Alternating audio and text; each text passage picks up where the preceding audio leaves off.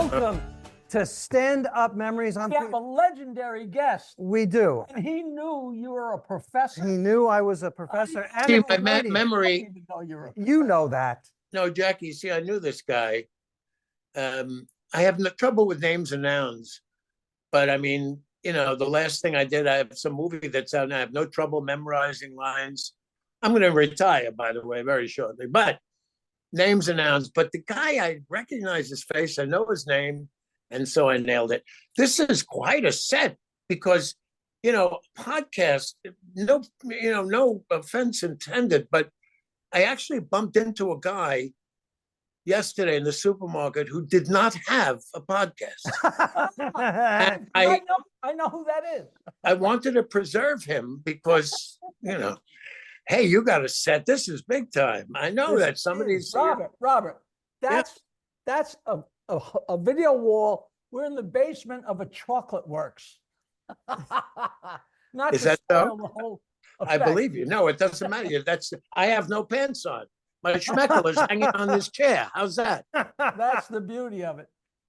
That's All the right. beauty of. I began during the plague, when a wonderful theater group up here.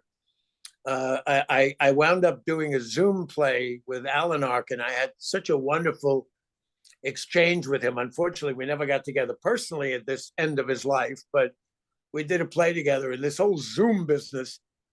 Then Joy Behar wrote 4 one-act plays, which we did for, you know, the benefit of the center in East Hampton, because they need the money in East Hampton. It's one of the poorer communities. Yeah. Yes. So Zooming is a world of a whole different world. I've done a few of them, and I'm happy to be here. Well, thank you for being here. I don't think you need any introduction. I've been stressing over the introduction. Well, I think you should do an introduction. I should. There are people. And I am not a fanboy. I'm not going to act like a fanboy. Why not? I see nothing wrong with Well, that. I see him being nothing but flattered. you by know, I mean, these guys have to say, give a disclaimer. By the way, I'm not going to praise you or show in any way that I admire and adore you because of you. And you're the greatest,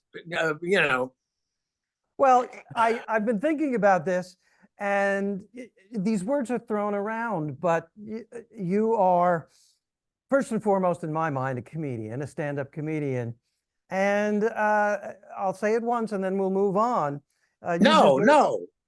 If it's praise, I want the entire show full of it. What is this bullshit with that? I'll just say this quickly. This is the second time you've offended me, Peter. And you're a great guy. All right, I'm talking. You are a genuine comedy superstar and legend, and I will lead into my first sort of. I don't think you question. mean it. I think you're just trying to be nice. Go ahead. I do mean it, and I also wanted to add. I've been thinking about this, that you were in the vanguard of comedians in the 1960s who took comedy to a new level, much the way rock and roll was going to a new level in the 60s. More energy, more exploration of different types of material and topics. And I would say he started it. Or am I wrong? well, You know, the Chris Rushes and the Carlins and them, but didn't you precede them? Hey, the Carlins and them. Hey, you're talking about royalty. No, but George and Richard Pryor were in show business ahead of me. They were both what Rodney used to call, I'll tell you, they're rounders, rounders. yeah. Didn't exactly go to college, and all that. right. I came along, and Richard, when I met him at the Improv and started, that's the first time I met him. He was doing Merv Griffin collegiately with a white sweater. Fantastic, hilarious stuff. Not the rough part that came later. The same as George with his hippy dippy weatherman. They were both funny in both iterations, But he once commented we got our material similarly, although Pryor later worked with that guy who died, that writer, but it doesn't take anything away. The point is that I never saw Lenny Bruce in person, but it lit me up because he was pushing the envelope, not the junkie part and all that, but when he was sharp, when how to make colored people at parties comfortable and all these bits, and they were so hip and they were so interesting, and he was quick. And the other real tremendous inspiration was Jonathan Winters, because they're both, he and Lenny were one-man shows. They did voices. And I like that better than just monology, you know, taking the stage. I wanted to be intelligent. I wanted to take it up a few notches. I love physical comedy, and one of my best known things is a stupid joke. I can't stop my leg, you know, but I just wanted to. Now they're saying all this stuff, and I started this. I know this much, and then I'll go back to you, Peter. I'm sorry, but it's Peter, right? Yes. Yeah, yeah. See, that's the problem. Anyway, you know, in this documentary about me that Marshall find it's really beautiful, and I recommend it. I think it's streaming on a few things. It's called Robert Klein Still Can't Stop His Leg, and it was at the festivals and all that. But you got Stewart, Jay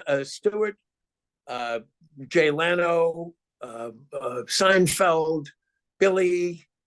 If Robin hadn't killed himself, he would have been on there saying, you know, Bill Maher copied my stuff down when he was a senior in high school to see it in print.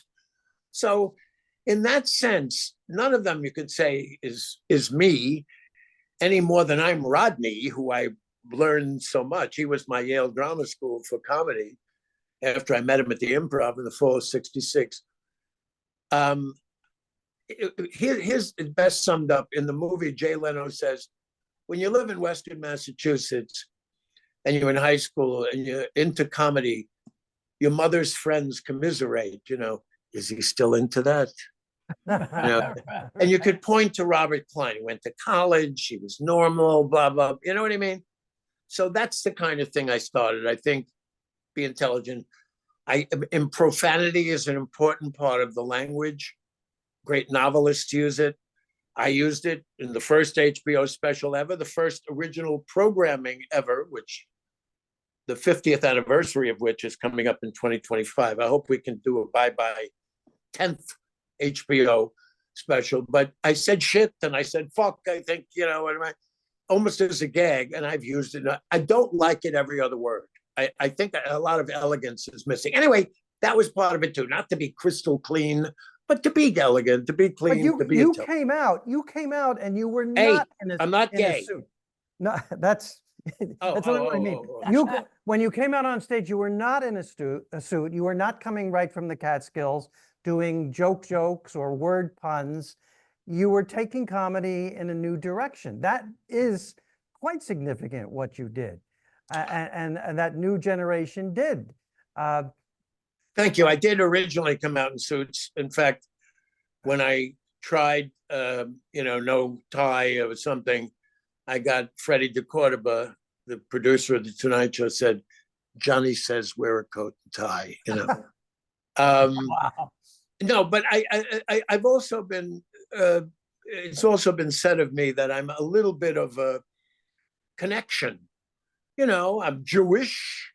And there's a Borscht Belt element. I did bits about it. I didn't understand these Yiddish jokes that were done, but I've sort of bridged the two. There's a part of me that's old-fashioned show business. I've been in 7 Broadway shows and a few musicals and all that.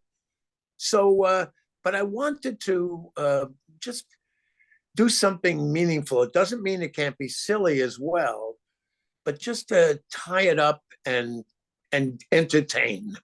And especially smart people. I didn't do exactly the same show at Harvard, at Sanders Theater in Harvard, that I did for 3,000 people outdoors at the 7 Flags of Georgia. Right. These crew-cut off-duty cops with their 2-year-old daughters on their knee. You know, I left out the fag at the ball game routine. You know, the Lenny. But I did. If I took the money, I had to make them laugh. And so I never said the opposite. I wasn't a hypocrite, but you know what I mean? I was versatile. It kept me working. Yes, and It's your job to make them laugh, and you just do it. That's your job, you know. Speaking of that, you know, I've seen many comedians who start out in comedy, and the minute they get any kind of an acting career going, they quit comedy and, oh, thank God I can quit comedy, and now I'm a full-time actor. And you were never that. You were never somebody who wanted to quit stand-up. And your resume, acting resume, and theater and TV is longer than a CVS receipt. That's how, you know, you're. By the way, before I forget, there is a new film, and I promised the publicist, and it's a pretty good film. I saw it with is his name Dan Keegan, the one who played the husband on The Amazing Mrs. What's her name? Mrs. Maisel. He's terrific in this. Zagan, his name is. I play his father. It seemed like a thing. My last film, I figure it was in New York, not a big part, but an important part. An old Jew. Jesus, how did they cast me? How did they cast you? Actually, he's not necessarily Jewish, but you think he is. But anyway, it's called Notice to Quit. And it's about a guy, a day in his life, getting out of his apartment. It's really funny and mellow. And it'll be in theaters starting September 27th. You know what? I was trained as an actor. I did a year of graduate school at the Yale Drama School. Second City was the best. The best. I was gonna bring that up. I was gonna do the joke that you went to a small community college in Connecticut called Yale. I'm sorry to step on your line. No. I've been Yeah. looking forward to I- talking I- to you. You won't. Yeah, I you love won't. Yeah, I was talking. I'm sorry. That's it. But would have been a very funny game. And you would have delivered it. It sounded like you delivered it like me, right? Yeah. Yeah. Right. Yeah, I punched the punchline like Robert Klein. You know what? Gary Shandling, I'm pretty sure was among them, but Woody, Steve Martin, Albert Brooks, they really didn't like stand-up. Albert cracked up practically in a club I once played once or twice called Paul's Mall in Boston. The urban legend is he was on stage and just said, I can't do this, and walked off, which I think is true. I mean, I may have even confirmed this with him. He didn't want to. And Woody, Charlie Jaffe and Rollins used to hold his head while he vomited. He was very nervous about it, and he became great at it. Shandling, I'm not sure, but I don't know why I think that of him. I always felt that it kept me working and interested to do everything. I didn't have to wait around for a part like actors. Being an actor, unless you're at the very tippy top and in constant demand, even the greatest, Brando and the others, had to take shitty films. I've been in a few that I could, So being a comedian, that's how I made my bones, and that's it. It fascinated me so much that the Lenny Bruce thing and Jonathan Winters, and of course every comedian I saw as a child on television, Red Buttons and Milton Berle, but these guys really clarified. And then when I met Rodney, I learned so much about construction of jokes. Nobody was writing their own jokes when I met him in the fall of '66, and he had just switched from Jack Roy to Rodney Dangerfield. I didn't know you met him that early. That's really I did. Fun. Yeah, wow. Because I was in my first Broadway show, the first one I ever auditioned for too. Mike Nichols directing, and I got the part with Apple Tree and the Schubert Theater on 44th Street. And I would, after the show, David Steinberg, my mate at Second City, told me about the improv, where you can't be an amateur like an open mic, but if you're a Broadway person or something, Bud Friedman will put you on. I went down there, and with Alan Alda and Barbara Harris, the whole cast, there were only 13 of us. It was beautiful, and I did great because I had, nurtured and created things at Second City. When I went on Hootenanny nights, when I was a substitute teacher before Second City, to the bitter end, first the Cafe Wa, I didn't have the discipline. I didn't have the knowledge, the maturity. I was talented, but it was raw. Anyway, a guy comes up to me, after the show. I'd never seen him before. And I killed him. I did about 15, 20 minutes. And he go, I'll tell you, man, you were fucking brilliant, okay? And I'm a tough cocksucker, he said. Years later, on This Is Your Life, David, who's the Englishman? David, he had a talk show. Frost. David Frost. David You Frost. guys aren't that young, for Christ's sake. David Frost had two specials, This Is Your Life, Charlton Heston, and one was Rodney Dangerfield.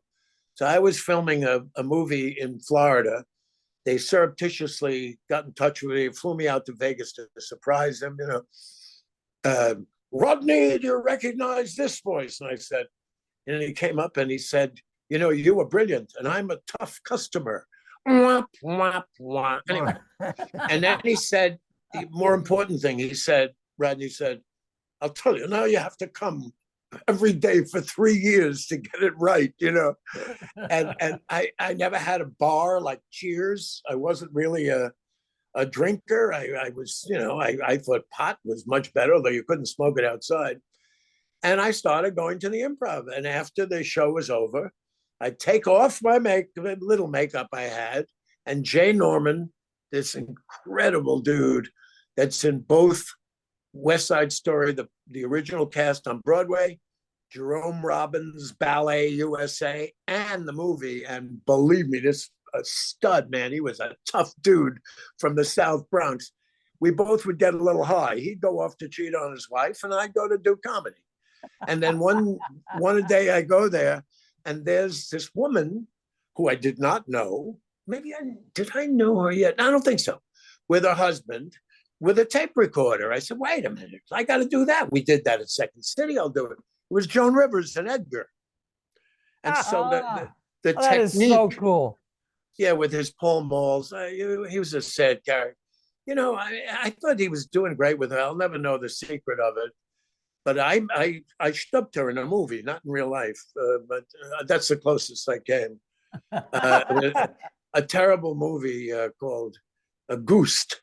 And with Jennifer Tilly played my daughter. And I have to make love to Joan Rivers in this movie. She was, by the way, I thought she'd be a real shit because it was a $2 million budget. We didn't have great facilities in Winnebagos. We're shooting in New York. She was great, I got to say. I knew her for 45 years. And so I had to make love to her. And the rigging took 2 days. And for the orgasm, we brought in a stuntman from California. I made it into one of my best bits, she's a tremendous multitasker. While we were making love, she sold me 4 bracelets, Anyway. That's a great bit. Hey, Robert, a Yeah. lot of young comedians watch this podcast. And I want to say one word to you, because you're talking about starting out at the Improv, 44th and 9th. One word, the young comics won't know what it means, but boy, were times different. Here's the word, Wolensack. How could you? It was heavy. It was probably a little over 20 pounds. That's the only one I had. And many years later, I did a terrific gig. All I had to do was shake hands for the 10th anniversary of the Walkman. And Mr. What's his name? The one who started Sony. I can't remember his name now. Sukiyaki. Who? I don't know. No. But that's I'd like to know where he was December 7th, 1940. Yeah. I tried to explain to him the diminution in the size of recording devices, that not only people music on it, but comedians use it. I went from a Wallensack to a well-known brand, reel-to-reel, small reel-to-reel, right. which could be portable, to a Walkman, to and finally, to telephones and all that. And yes, I used to lug the. I can't imagine how heavy that was. Well, both to the theater and the Improv were on the same street. Yeah. The Schubert Theater was 44th. It was a 2-block walk, and I wasn't 82 with COPD. Yeah, Wallensack, right? You know, I have a what's that beautiful tape recorder down with a walnut, the real professional one. I can't remember the name of it anymore. It's in my basement. For what reason, I have no idea. I do have hundreds of little cassette tapes and all that.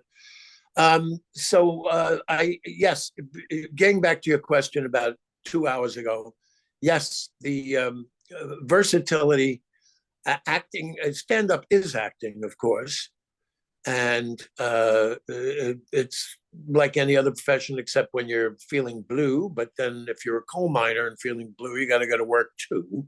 Right. When I got a terrible divorce 35 years ago, it was like, ooh, it was tough to pretend to be funny. But yeah, 7 Broadway shows, over 40 features, lots and lots of film, television. I never wanted to do sitcoms until I got older. The only thing I regret is I accepted Night Court. It was the funniest script I had read in ages. And I didn't want to do a sitcom, but my career could have used it. It was 35 years ago or so.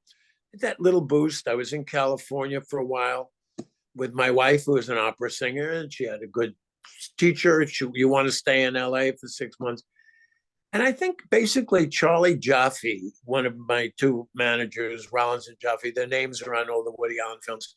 He had been a genius deal maker for Woody. He was an amazing dude. But by this time, he was so coked up that I think in directing the agency, the manager's not supposed to negotiate directly. I think he blew the deal, and literally and figuratively. I think he kept on saying, they're not giving you enough. They're offering you, and they offered me a number, per episode. In those days, if you had a hit, they rip up the thing. You get, a huge thing. Now, the 2 series I did since 2001 to now, I did 2 series. They lasted 10 shows, right? Elliot Gould and I were the last one. He got all the great movie roles. And here I got these, but we're both out in the hallway. We both have signed a contract without the job for 7 years, telling you how much money each year. And believe me, they don't budge until you go on strike, like my dear friend Peter Boyle did with his crew, or the kids on Friends. They went on strike. Yeah. But basically, that's the way it became. And I got both of those jobs and those moments with Elliot in the hall. Neither of us were that nervous. We're old hands, but it's ridiculous. Anyway, that was my big regret, not taking it. I did turn down the Wayne Rogers role in MASH. Wow. I did know that, and you are now clickbait on Apple News the other night. Facts you never knew about MASH, and I'm stupid. I clicked on it, and I saw that, and I wasn't going to mention it, but you've mentioned it. I never mentioned it. Well, Wayne Rogers died some years ago, certainly not when he was alive. And I have mentioned it since he died. He only stayed 1 year, but I have mentioned it since he died. But I was on Alan Alda's podcast last year, and he was surprised at it too. And the reason was simple. I read for the movie, which I thought was a masterpiece. And like a lot of young actors who I never really moved to LA. I kept an apartment and all that, but I thought it was great. And I wasn't crazy about sitcoms. And I had no doubt it would be a hit. It was bigger than a hit, but I have no regrets about that because I was hot as a pistol as a comedian. I had no eyes to locate to LA at that time. And I never thought the show approached the movie. Right. They're 2 different things. You couldn't, and it's not only cursing, you know what I mean? The whole idea of it. In fact, when I read the script of the movie, I said, they're going to allow this, all the blood and the gore, times have changed a lot. So that's it. Also that I haven't played Hamlet. No. But the English actors have the advantage when they're casting Hamlet. That's right. That's one of my best bits. The actress. I know it is. I'm setting you up. Peter, you're a dog. Thank you. I love it. I'm a little out of practice. Johnny was great at that. Merv Griffin was the nicest guy and one of the richest guys. He owns 30, he had a fleet of airplanes, private jets for hire. I used to talk about airplanes with, but he stepped on your joke. That's He had That's no what I idea where do. you were going, and he just, invaded your space. I don't have to do the bit, but talk Robert, about unions. I get a nice pension. Yeah. I Brett Stevens in the Times the other day. He's a brilliant guy. One of these conservatives, he's anti-Trump, but he said he doesn't think unions are best for workers. Give me a break, will you? You know, when unions were king, people worked at General Motors. They had 2 cars in the garage, 3 kids in college. couldn't They agree paid more. great, and we Could all not bought- agree we- more. You're Yeah. leading right into something I want. I watched ahead. live. I watched live the Tonight Show when you came on and you were talking about Watergate, and it was fascinating and it was funny. And at the end of it, Johnny said words to the effect of, we have to take a break now. We'll be right back while we get the lawyers to work on this. And I wanted to mention in this podcast, nobody else on the Tonight Show was doing segments like that. I had to fight them every inch of the way. I had a joke about Spiro Agnew, who was a real classy character, taking $1,500 bribes, the governor of Maryland, for these construction things. Yeah. And he pled nolo contendere. And, I had a bit about it. It was a very good bit. And Freddie DeCordova just kept on saying, you know what, he didn't let me know, and I found out he's tight with Spiro Agnew. I liked Freddie too, but he was an old fucking millionaire Republican, and he said, "Oh, you could be in legal jeopardy." I said, "Freddie, he pled nolo contendere." I had to fight for every word. That's why HBO was the most magnificent. First of all, they never edited one word. Right, A picture like me, I had content and complete control of my work from the start, even when I didn't own the shows originally. And I was just talking. I had lunch the other day with Michael Fuchs, who was not the first head of HBO, but really made it grow. And that company is falling apart now. And Marty Kullner, who is now a tremendous star in the directing and producing. He does Hard Knocks. He did Richard Pryor, and he did a lot of big bands and all that. Well, he directed the first one that I did, that the anniversary is coming up with, at Haverford College. His only experience was directing Boston Celtic games. He didn't know anything about comedy. He didn't know anything about comedy. And we told him how I patrol the stage. I never stand still. I'm all over the place. So he was afraid of close-ups. Maybe we used 3 cameras at the stage then, I'm not sure.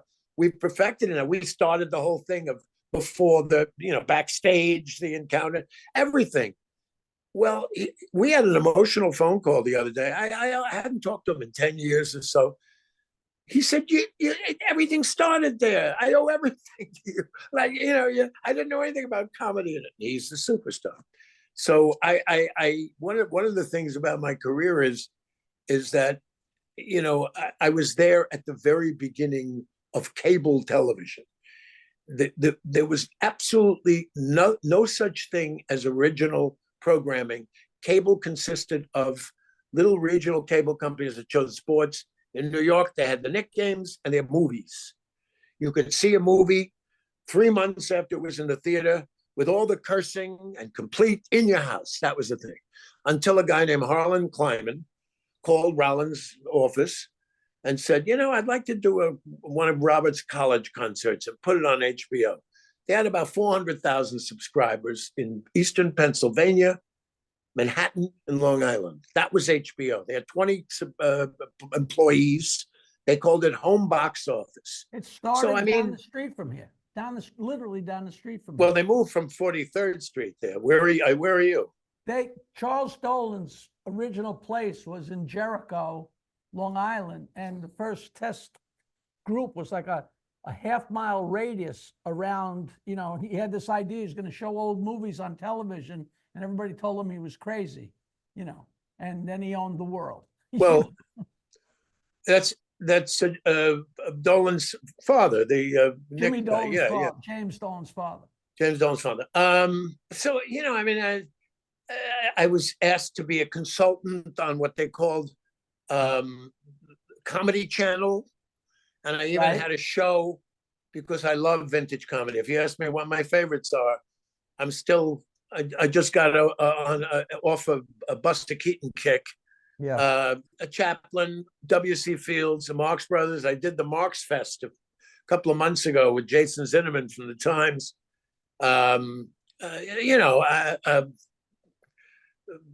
That stuff excites me. Laurel and Hardy and all that. Anyway, so I had a show called Dead Comic Society with these pristine prints of Laurel and Hardy and Chaplin and this and that, mostly talkies, but some silent. No, I would explain what they are. It didn't happen. But I guess the interesting thing is it's at the very beginning of cable, and streaming is a form. You could say cable. It isn't cable anymore, but there were 3 networks when I started, and I'm 82, and I've been working for 60 years. Fred Willard and I, the great Fred Willard. Wow. Yes. Everyone I know is dead. Fred and I reported for work on Wells Street, Second City in Chicago, in March of 1965. We were hired together. We didn't know each other. There were 20 people in the William Morris audition room in New York. Billy D. Williams was among us. He didn't get the job.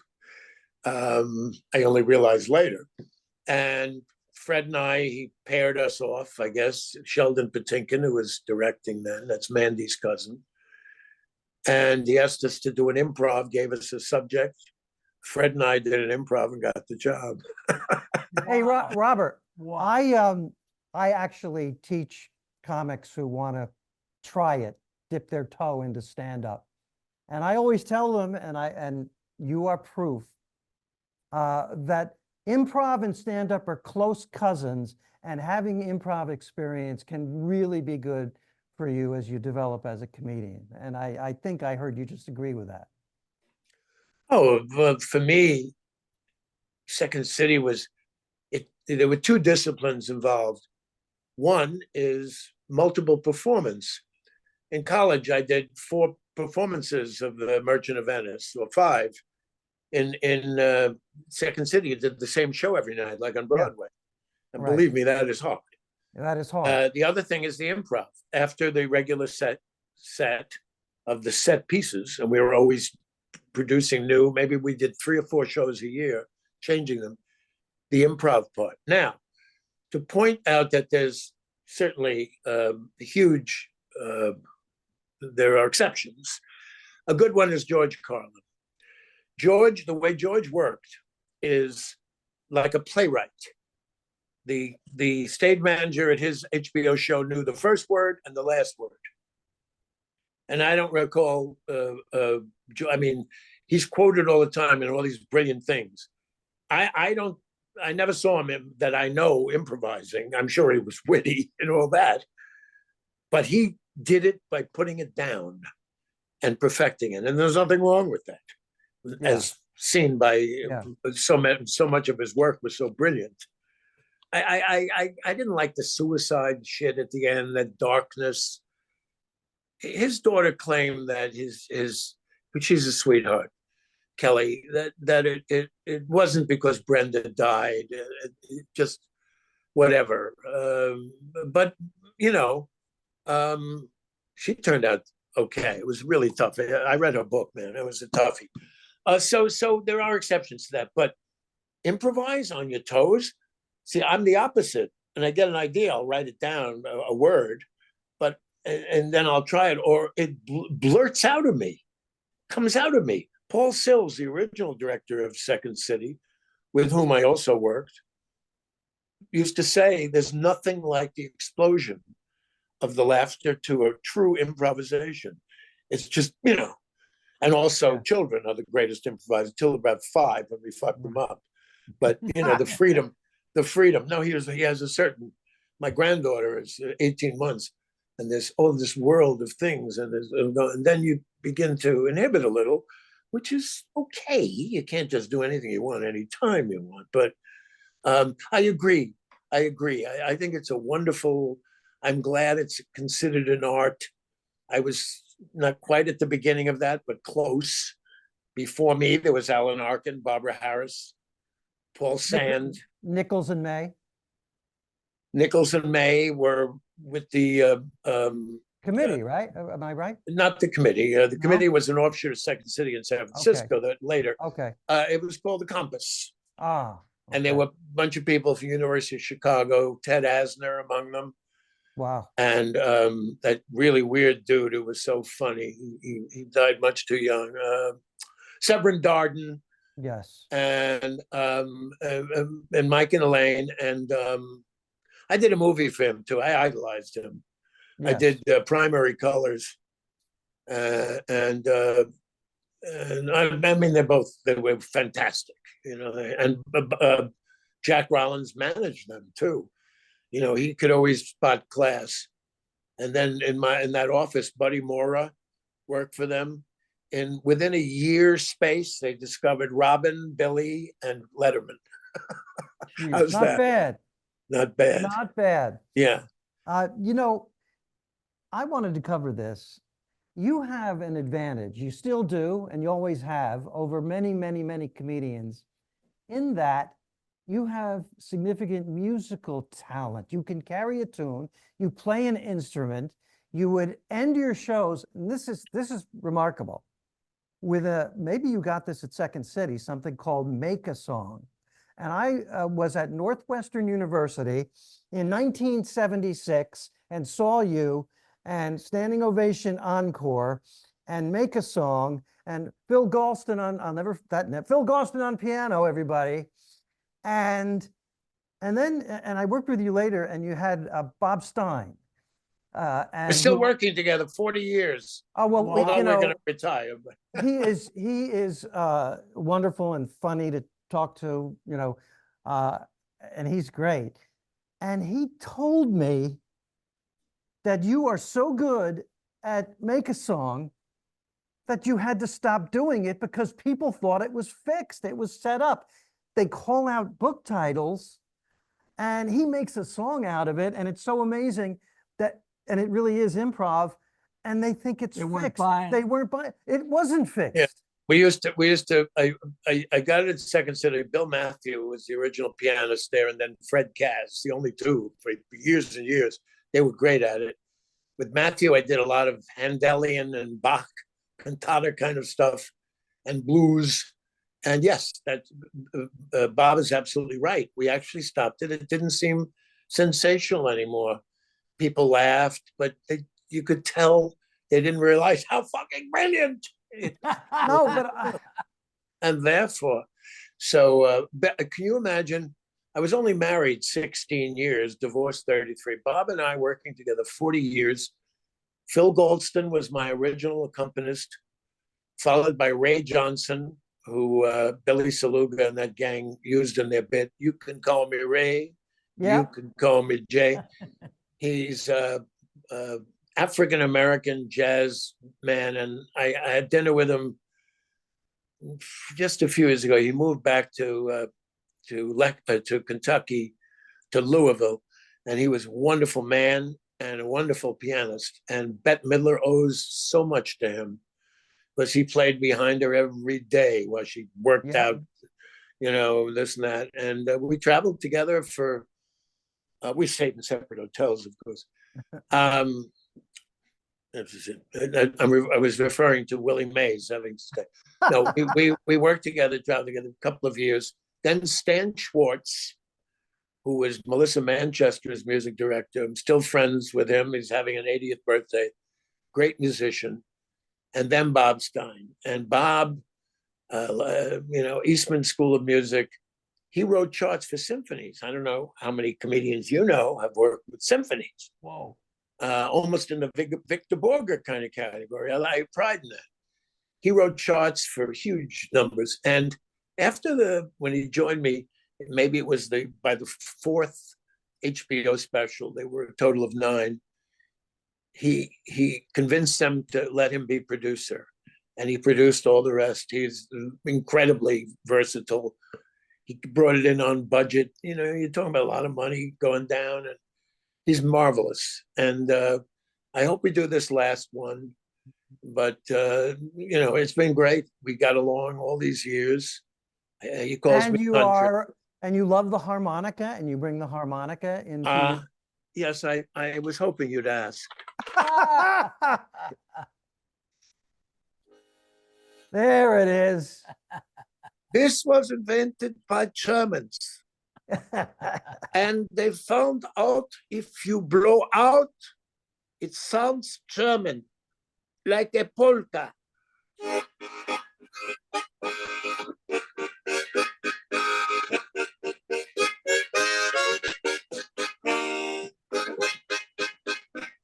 You get it? But then some African American was sitting down in Mississippi, and he was tired from a tough day at work. He took out his harp, and he just took a deep breath in. He didn't want no polka. He wanted.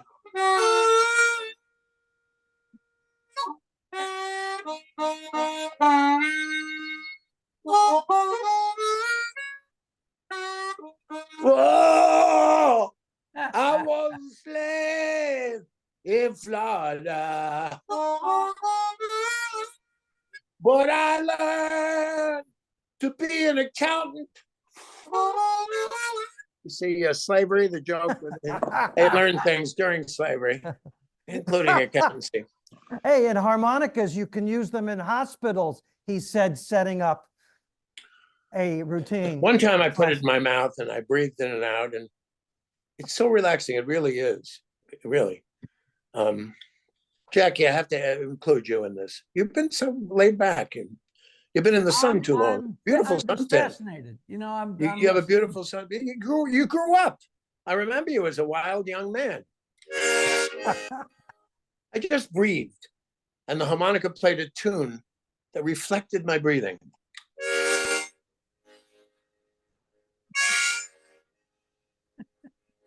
I thought to myself, this will make a hell of a nurse's aide. Instead of a computer, beep, beep, beep, beep, but then you put one of these in his mouth with the Bob Dylan official neck holder, and you can hear how he's breathing, go away, play cards.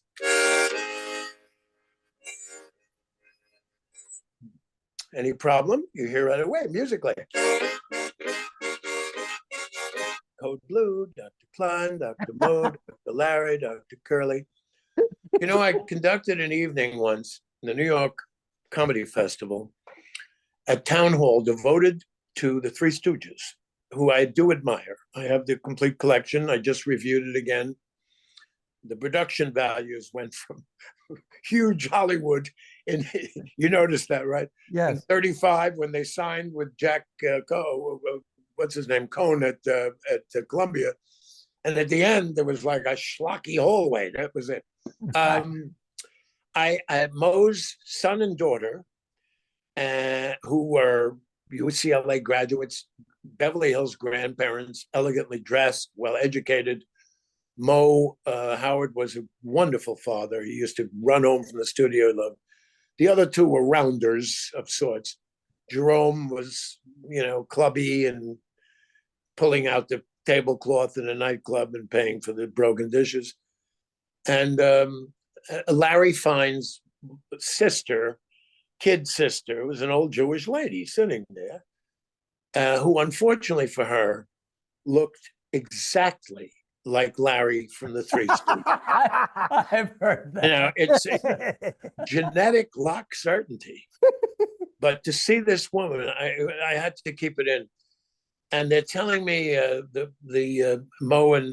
Mo's son and daughter oh, Dad was just wonderful. And they're so elegant the way they meant Dad. And it was all I could do to keep from taking my pinkies and putting it right.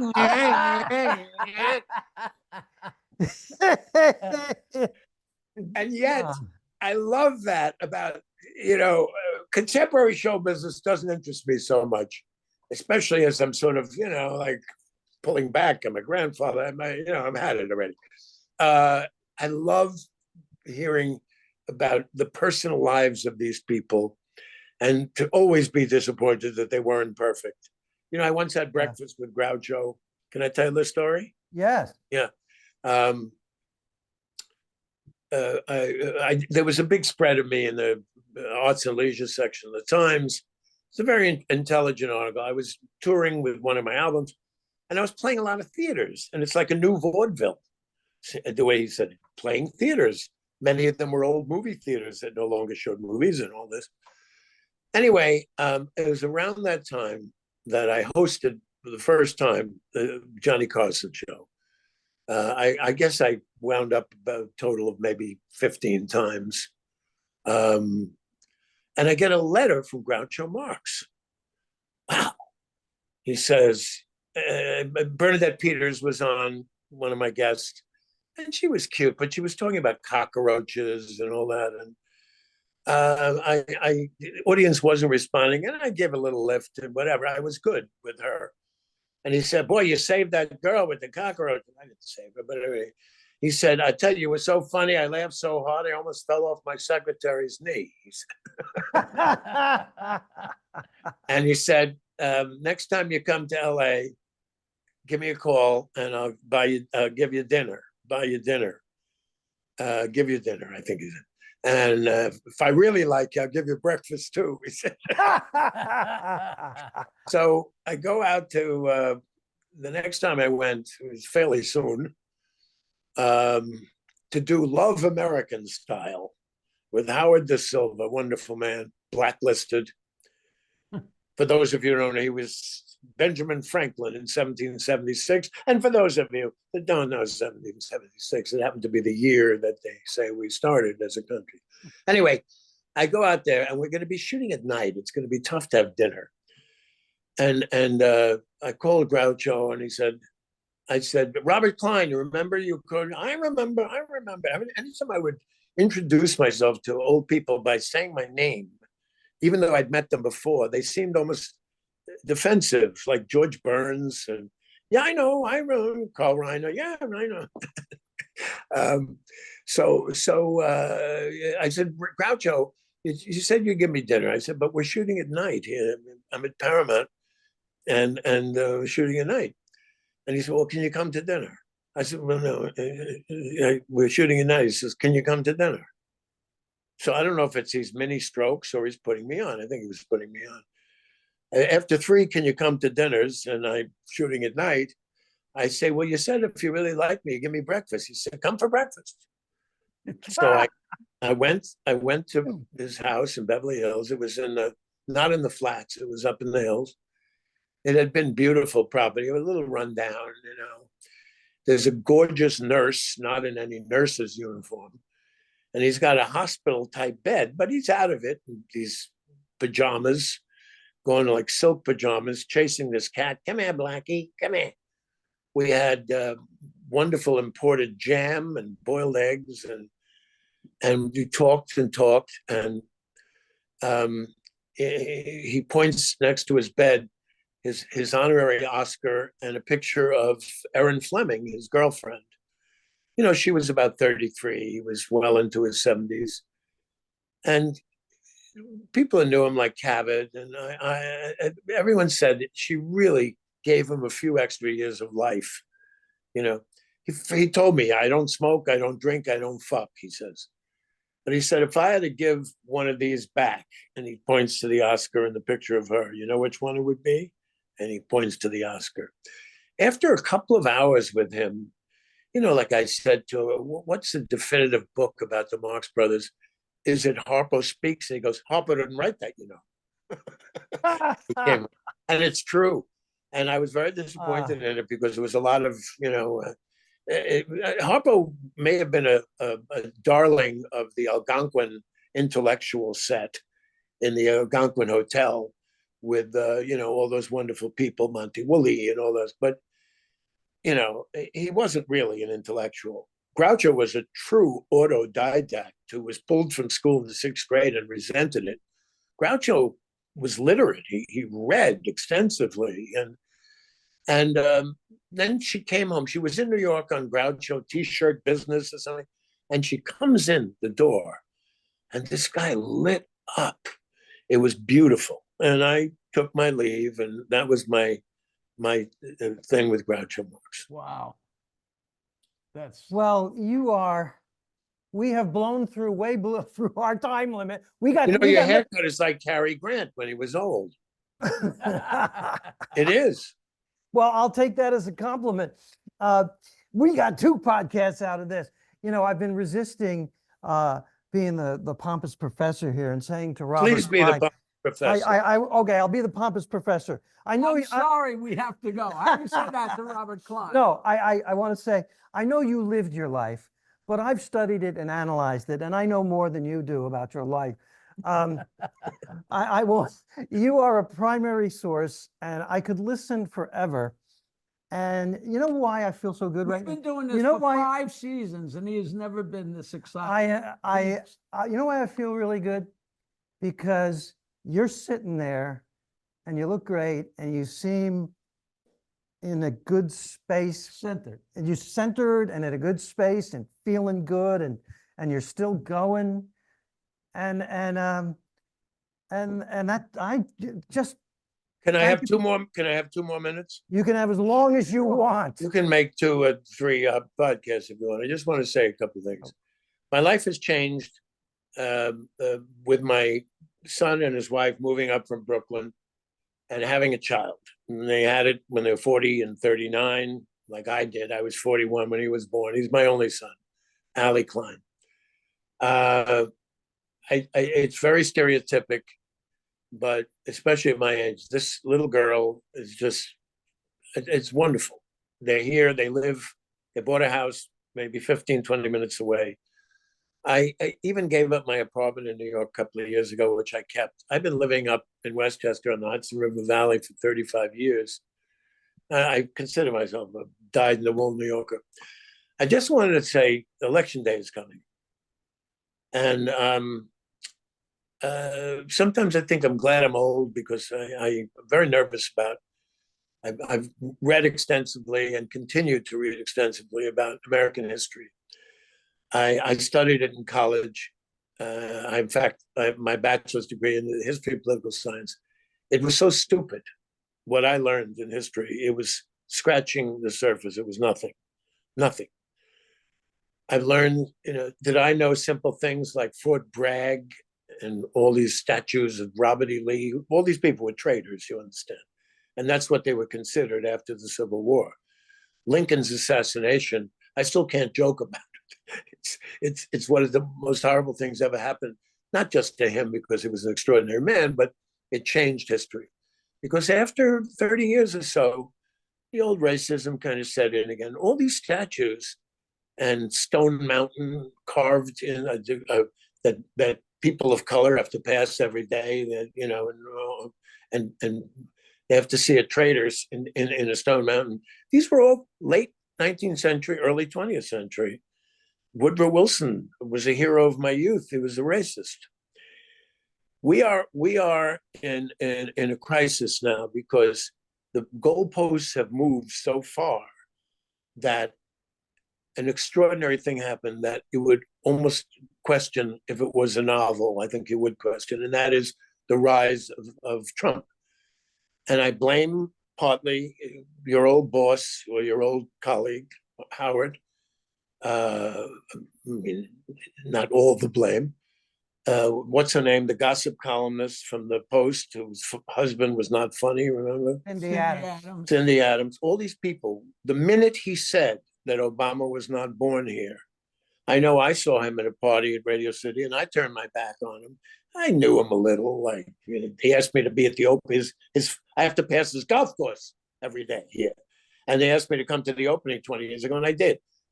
somebody sent me in a roast, and I hate roasts. I haven't done them in years. I thought they were cruel. I'm making stupid hair jokes and all that. The minute he said that, that would be enough for New York to say, "Hey, that's it. You're out." I mean, It should have been enough. it should have been enough right then, because America is, I'm sad to say, too many people are stupid. And stupid in the sense that they are completely ill-informed and incurious, and they don't know history. My father used to say, "What are you studying there?" Say, "History, political." "Can you make a living with that?" "Well, I'm taking shoemaking 101. I mean, it worried him. And Yeah. it's never been more valuable, and it's not being taught. History, civics, how the government works. And this includes world history as well. I've been doing, I met Holocaust survivors my whole life. My family was here. My unreligious Jewish grandparents came from Hungary in 1903. So I was safe. We lost no one in the Holocaust. But I knew survivors all my life with tattoos in the mountains, working as a lifeguard, all the rest. I read, but never as intensively as I've read since the plague these last few years. I read 4 hours a day.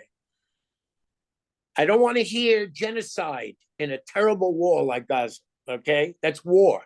And when your enemy hides, now, Netanyahu is a disgrace to the tradition of Israel as a secular democracy, because it's not secular anymore. You got these guys who never have to fight, never have to do anything. They pray all day, and they're running the place. There should be Palestinians have a voice. And after all these years, yes, of course, they could never take yes for an answer.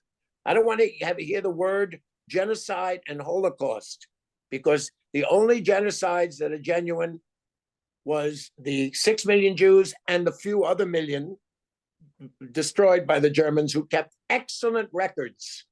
I don't want to hear Tucker Carlson talking to a guy who has glasses and looks like he has something to say, that they were killed as POW.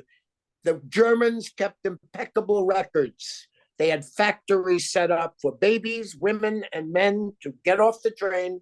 5,000 were killed within 1.5 hour. They could have them dead and headed for the furnaces. The Armenians were the victims of a genocide, which the Turks will not cop to. It was 900,000, but that's a lot of murder. There's genocidal behavior in Africa. There's horrible war crimes, not genocide, being perpetrated by the Russians right now. And buildings like the Grand Concourse in the Bronx are being leveled every day. I don't see marching. So as a Jew, I have to say they never cared. Jews could not escape Europe because no one would take them. The Brits wouldn't take them. We wouldn't take them. Central America wouldn't take them because they're Jews. And I think Jews will always be singled out. Now, Jews have advanced so much in the world, especially this country. They're part of the power structure. People don't even ask. I think anti-Semitism, this late shuffle of anti-Semitism, I'm not so worried about that, because I think, we got these people on our side that I wish wouldn't, but these evangelicals, they're crazy about Israel and Jews and all that. I'm saying it's important that Trump not be elected, okay? Because he's garbage. And, I think we have projected on our side too much the idea of transgender. And look, I had a guy walk in I knew from Yale. He's a woman, and he's brilliant. He didn't do this because I think I'll be a woman today, or I think I'll be gay today, or whatever it is. But in the minds of many good people who would vote for Trump, that's the forefront. My grandchild is going to go into a toilet and a guy's going to come in. So we have to find a way to make people understand that things evolve. You know what that way is? And I'm very disappointed we couldn't get Robert to open up today at all. And this is very interesting new bit that you're working on. Seriously though, you know what we have to do is we have to teach history and civics, and you said it. And I teach for the City University of New York at a place called Queensborough Community College. I performed there. It's lovely. Yeah. And I teach American history and I teach American government and politics. And you've gotten right to the core of what we need to do as a society, which is remind young people that you cannot understand the present unless you understand the past. And you cannot predict the future unless you are aware of what's going on in the present and understand the past. And for God's sake, But all vote. that said, the main thing is Trump has got to go. No two ways about it. That is the linchpin to the entire thing. And Robert, I wrote a book about American history to introduce it to young people. What's And it called? It's called, it's called exactly what we're talking about. It's a joke, but I was on a tour of Gettysburg National Park with a small group and a tour guide, and a woman raised her hand and said to the tour guide, "How come they always had the battles in national park?" Which And you couldn't make that.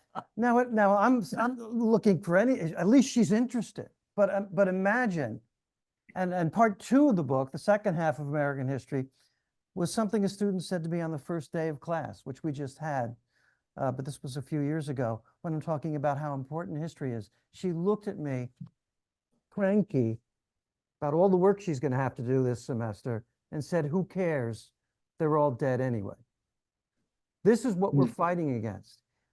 We've got to educate our young people. The voting rolls are, the number of people that don't vote is disgraceful. I have a trainer I've been working with for 35 years, 3 times a week. It's wonderful. We're friends. He's completely apolitical, never voted in his life. I'd call him an idiot, but he's not. But, you know, he said Battle of the Bulge. Is that, and he had the wrong war by 100 years. Democracy is very delicate. That's a key point. It's been tried very few times in history, in recorded history.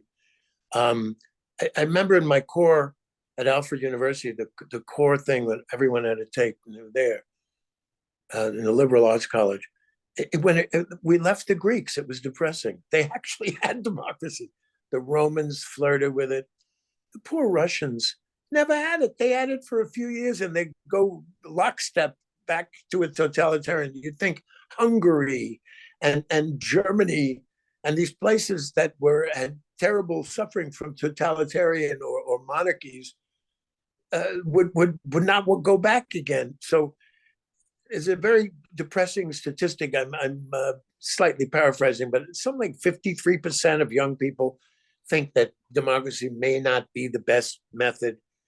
It's pretty delicate, you know. Very delicate. We all came up in it, so we just accepted it, and that's the way it was. And we have to teach it, and we have to keep harping on how important history is. Here's me in my class just this morning. Get off your phone. Stop texting. Listen to me. This is important. This is important. And for God's sake, register to vote. Vote. Yeah, vote and get out there. And also, you know, just, I can't even deal with people who It's hard. And I tell my students. I did Mike Binder's, I did a film fan. He's in my documentary. He's a big fan. Afterwards, Dan Pasternak, my dear friend who knows everything about comedy, great writer of history of comedy and commenting on it, pointed out that Binder was a fan of Bobby Kennedy. I wouldn't have done the damn thing. I said, why didn't you? I let loose on Bobby Kennedy because he's a family friend, was a family friend. My son's mentor. It's tragic for us what he went into. I can't even, you know, I can't, Wait, I don't want to know anyone who. He didn't like Bobby Kennedy, or what about? He did a turnaround. Bobby Kennedy Jr., Robert Kennedy. Robert Kennedy. He had a problem with Robert Kennedy. My son's mentor. He's my family friend. He's my friend. I was at the funeral of his wife who hung herself. Oh, I thought disgrace. I thought you were talking about one of my idols besides Robert Klein. Robert Kennedy. His father should have been. Father would have been a wonderful president. Father would be turning in his grave if such a thing were possible. His family it feels that he's a disgrace. Okay, I'm sorry. Anyway, I'm just saying, I just can't tolerate, you know, or people say, I'll vote for Mickey Mouse, or, you know, this is different than Republican or Democrat ever been. It's, are we're going to destroy the country? Look at the scumbags on January 6th, and people defend them, and, looking at, that's the frightening one, not the Trumps and these morons like Taylor Greene and those others. It's the straights, Senator Cornyn from Texas and Lindsey Graham, who let his Okay, I friend, gotcha. one of the truly American heroes, although I disagree with all his politics, a man who was tortured for 6 years, John McCain, let him be. I like guys that weren't, Mr. Bone Spurs. I mean, not that I was anxious to serve either. I in graduate school, but I'm not saying, I know that McCain was a hero. He could have been let go. I would like to take a hit of a joint and just move it toward the screen. Well, I already had an edible, so I don't need it. You know what? First of all, we're on the same page, and you are wonderful. I want to I really have had a good time, and I want to do something. I think Bartling talked too much, but other than that, I'm sorry. This is on me. This is on me. Because you're my guy. Hey, Jackie? Why didn't I didn't approve of what Howard did. I sort of admired him. He also said in his book that he got his first job by doing one of my routines, and he would often praise me on a show. I never did it again. And my manager at the time, Rory Rosegarden, he's not my manager anymore. He said that they had a meeting, and the staff, and they didn't know who I was or something like that. Maybe criticizing him annoyed him, did it? I left there so long ago. Oh. Yeah, he's not good at handling any kind of criticism or anybody trying to steer the ship, unless you take him behind the scenes and give him an idea and then come back out and it's his idea, then it's fine to change courses. Yeah, I thought he was very nice. Yeah. When you were on the show, it was always stellar, but some of it was, when you fought with your wife and stuff. Unfortunately, it was great radio, but I don't know how good it was for you. But you mean in later years? No, I used to say things like, what the outrageous things he would do. I was not a listener, but I knew how powerful it was because disparate people would say, did you hear what Howard Stern said? Hey, man, that man is too cool. Man. And then an old Jewish cab driver, when such things existed, did you hear the latest that Howard Stern said? I knew that this guy has influence. I wish he would have turned around years before and really, because I guess Trump made good radio too, talking about stooping his own daughter. But anyway, I just he was pity patted too long. At that, to me, in New York, for him to make that public thing that he was born in Kenya, that's real. That's Alabama. That's Alabama, Mississippi stuff. Yeah. Unfortunately, it's moved to Ohio and other places, but the Confederacy still sucks. I hate it. And with all the government largesse they get in terms of military posts and rocket building and Boeing, you think it's a coincidence that Boeing's quality zoomed down when they're getting non-union work in South Carolina? You want to be on a plane that this guy put together? I love it, but we have to wrap up. Listen, I'm very offended. You're throwing me off the air. No, I'm a Jew. We are on the same wavelength. Don't hang up right away. There's anti-Semitism involved here. All right. Yeah, but that's coming from me, not him. We would love to do a sequel. What do you do for your finale? I don't want to interfere with your. No, we're going to have a lot of time with you here. So I wanted, with the stand-up memories, and we talk to stand-up comedians and share history and memories, and that was pretty heavy. But we're on the same page. Believe me, Jackie and I are on the same. We talk all the time about this. Now, I wanted to end on a joke, and I was actually affected when you said that you still get upset when you think or read about the assassination. We're ending on a joke about the assassination of Abraham Lincoln. All right. And that was something in American history because you know who we replaced Lincoln with? Honest Abe was replaced with Andy the Drunken Tailor. That was his nickname. And Reconstruction, of course, was a disaster in many ways. So sometimes people use comedy when it's so bad that they can't deal with it. They can't talk about it seriously. They have to use comedy. And the ultimate joke for that, in my mind, is, and you know, I think you both know what I'm getting at, other than that, Mrs. Lincoln, how did you enjoy the show? Is a way of dealing with something so tragic that the only thing you can do is laugh at it. Yeah, I guess. I know. I can't say I break down, but I like Family Guy a lot, and Yeah. he oversteps his bounds only a few times. And JFK assassination things are difficult for me too. Listen, I'm getting an echo. I think Yeah, we're getting an echo. I your think, rent isn't paid. so anyway, Shall we say let's goodbye? just no, well, hang on because they want to do a 15-second stinger with you. Okay, But sure. let's do our, this has been Robert Klein and all the accolades he deserves. Journalism professor would call him a primary source and then distort everything he says probably. But thank you, man. You came on and the names and the memories. Thank you for sharing. Thank you for, I do think I should tell you that Epi is still alive and well and putting on shows. I swear. The first time I met you, we were in a room somewhere and I said, what do I say to Robert Klein to introduce myself? And I walked up to you and said, Epi says hello. And you said, how much does he owe you? I was kidding. I never knew him to be this honest. He was very nice, and we all did cocaine then. I remember I leaped into somebody threw a pencil at me. These two guys wouldn't shut up in the first row of my father's place, and I actually, yeah. and I'm not a physical hero. I leaped like Superman head first at these two guys. Stopped. Somebody was videoing it on home video. It was the culmination of stupidity. Well, that sounds like cocaine was great about the story. biggest waste of time of all. Boy, that was really a waste. We read Conan Doyle and Freud and thought it wasn't habit forming and how bad it could be. It makes you feel, but whoa, what a waste of time. Mostly spending time with people who had it because they had it and having to spend time with them when you would never spend 4 seconds with them. It was Robert Klein, ladies and gentlemen. all right.